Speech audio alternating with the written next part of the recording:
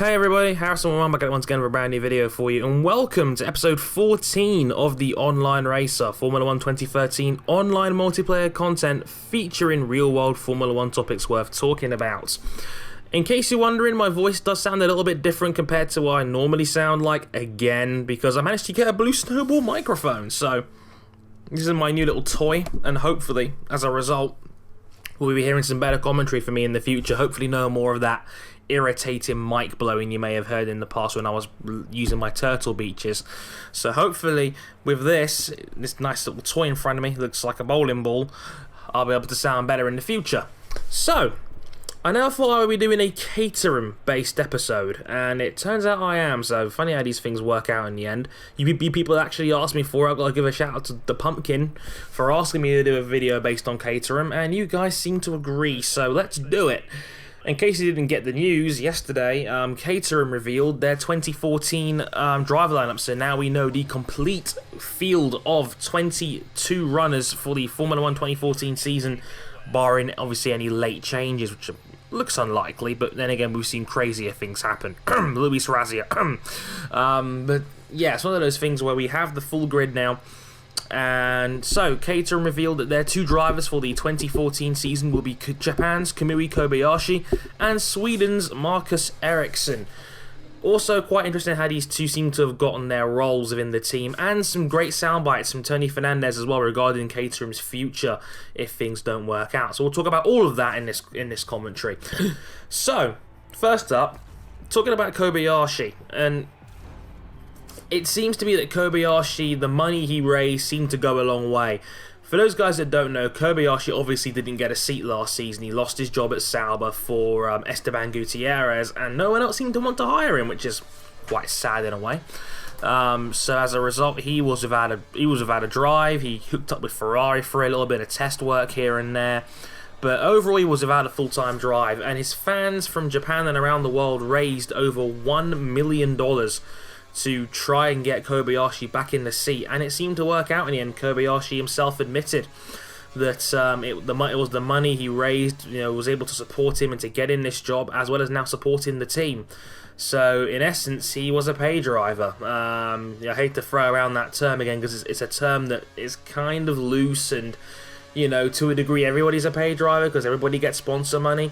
But I like the feel-good story of Kobayashi getting his seat back, or getting a seat back, I should say, purely because of the fan support, which was really nice to see. It's nice to see that the community comes together just to help a guy out, help him get a seat back. And Kobayashi is a really, really solid driver.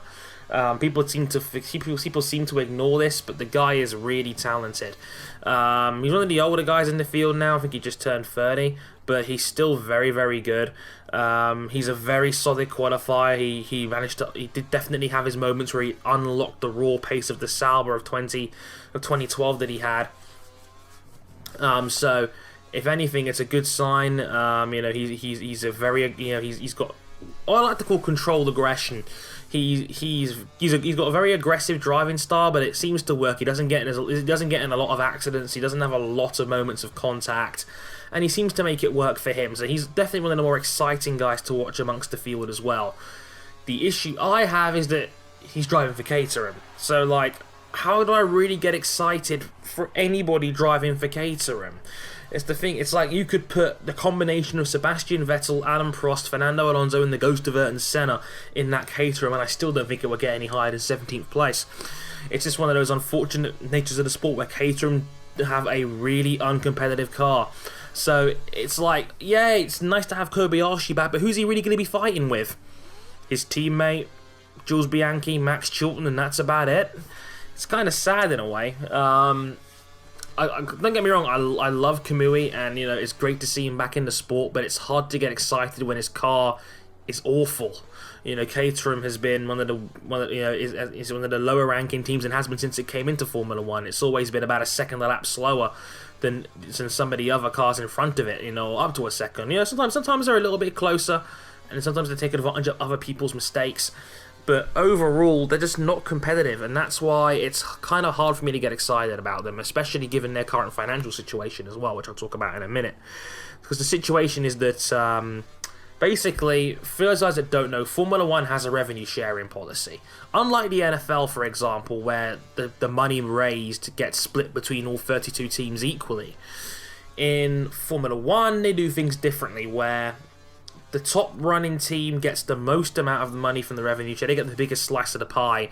Then it goes kind of like a ski slope, or like going down the stairs, so the second team gets a little bit less, the third team gets a little bit less. So, for example, Ferrari will get less than Mercedes, and then Lotus will get less than Ferrari, then McLaren will get a bit less than Ferrari, obviously it's in Lotus I should say, and it goes down and down and down. The last couple of years they brought in a rule where the bottom ranked team doesn't get anything. So Caterham got no revenue money from the FIA this past season, and Tony Fernandez, team owner, has already come out and said that basically if we're at the bottom of the field again next year, we're probably not going to continue. People don't realise Formula 1 is a really, really expensive sport. Lotus the other day admitted they have £116 million of debt amassed amongst the team, and their financial future is up in arms. So, you know, it's one of those things where Formula 1 is really expensive, and Tony Fernandez has got a lot of other priorities to take care of, like running Queen's Park Rangers, the football team, as well as the brand new Moto2 team they've brought in for the 2014 season. So keep an eye out for that, MotoGP fans. Then in the Moto2 category, Caterham have got 2 bikes going on for them as well from next season onwards. So Fernandez has got a lot of financial priorities, and he needs to get them sorted out. It's hopefully very soon that happens. Obviously we've got Marcus Ericsson joining the team as well. He is obviously Swedish. I think he's 23 years old. He was 6th in this past GP2 World Championship. I can't help but shake the feeling of that, despite the fact that Ericsson obviously brings in money, you know, pay driver this, pay driver that, blah blah blah. I can't help but shake the feeling of there were better drivers available. You know, Sam Bird is still out there, still unable to get a seat. You know, Robert Frins, who is their 3rd driver at Caterham this year, to me seems like a guy who could all very well be better than Marcus Ericsson, but he's got to sit on the sidelines while Ericsson, you know, gets his seat. It's one of those unfortunate things. You just got to, you know, suck it up and deal with it, I suppose. But, you know, that's the way Formula 1 is right now. And when half the teams are in financial difficulty, you've got to go to the guaranteed money, and that's what Marcus Ericsson brings in. He's well sponsored, he's well backed, and, you know, he's half decent. Like I said, he did have a full season, especially towards the end of GP2. He looked pretty solid. He had a race win, had a few podiums here and there. You know, just generally speaking, looks solid. But again, I think there's better drivers than him out there who are available. It's a shame they let go. It's a shame they let go of Guido van der Garde, who I think probably deserved his seat for next season. I think he was one of the better of the new rookies that came in last season. He's gone off to Sauber now to be their 3rd driver, as well as Sorokin, who's their test driver. So Sauber have got a whole fleet of drivers lined up by the looks of it, none of them particularly special. It's one of those crazy things how Formula 1 works out, and I don't think Charles Pic particularly deserved to lose his place either. I don't think he did anything wrong, but it was his 2nd season, and his 2nd season wasn't as strong as his first, so maybe that was the justification they needed for Caterham to let him go. So, let me know, what do you think of Caterham's current situation? Do you think, do you think they'll be able to challenge for points next season? Do you think they'll beat Mauritia's lineup of Jules Bianchi and Max Chilton? Because that's going to be obviously a major fight for next season to avoid the wooden spoon of no money. And do you think Caterham will survive the following year? That's a lot of questions quite a questions to ask out there. So let me know what you guys think of the situation. I'd love to hear your opinions as always.